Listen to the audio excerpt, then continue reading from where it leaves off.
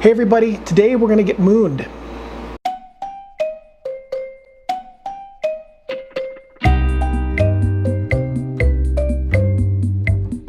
Hi David, how do I photograph the moon? The moon, it's a bright object in the sky, right? Different times of day or evening, at night, it looks different. So just remember that when you can see the moon, you can see it because it's in full sun. So the sunny 16 rule applies even at night. The sunny 16 rule, that is, applies on a full moon.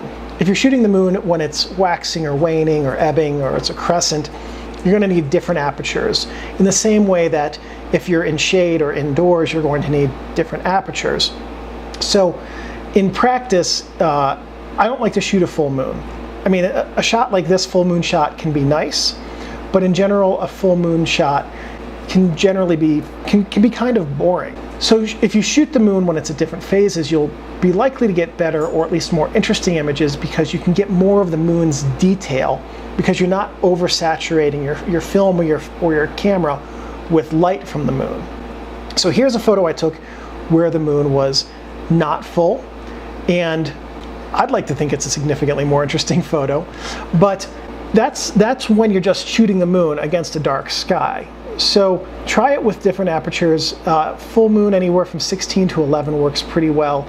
All of that changes if you want to use the moon as a compositional element instead of being the subject of the entire photo. So if you are shooting the moon rising over a mountain, like during the supermoon for instance, then you're going to have much more complex metering.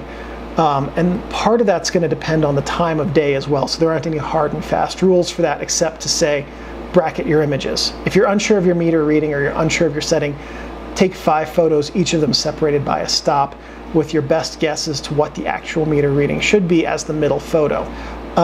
Those are different ways to shoot the moon, and the best part about moon photography is that it can either be just a close-up of the moon, or it can be using the moon as a very interesting compositional element, and the moon takes on different characteristics as a compositional element when it's in different phases. So it's worth playing around with moon photography to see how you like to shoot the moon the most and when it's most conducive to your shooting style.